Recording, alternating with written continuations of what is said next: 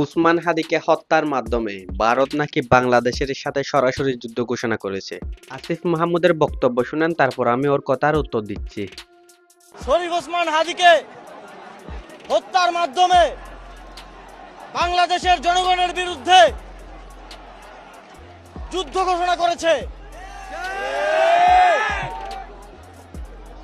তারা ভুলে গিয়েছে জুলাই গণ অভ্যুত্থানে এদেশের মানুষ রক্ত দিয়ে রাজপথ রাঙিয়েছে, কিন্তু হেরে যায়নি। তাদেরকে আবার মনে করিয়ে দিতে হবে, যদি যুদ্ধ হয়, যদি রক্ত ঝরে, তাহলে এদেশের জনগণের সাথে কেউ পারবে না। শরীফ ওসমান হাদিকে যারা হত্যা করেছে তাদেরকে অবিলম্বে বাংলাদেশের কথা কাছে শুনতে তোমরা? হস্তান্তর করতে হবে। যদি তাদেরকে হস্তান্তর না করা হয়, বাংলাদেশের আপামর স্বাধীনতাকামী জনগণ তাদের লড়াই কোনোভাবেই থামাবে না। আমাদের লড়াই আরো কঠোর থেকে কঠোরতর হবে।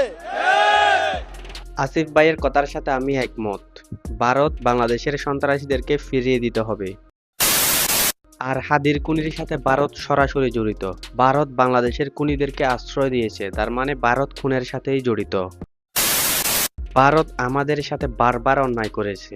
ভারত ইচ্ছে করেই এগুলা করতেছে যাতে আওয়ামী লীগকে দেশে আবার ফিরানো যায়। আমাদের পরবর্তী প্রজন্ম ভারত বিদ্বেষী হয়ে জন্মাবে।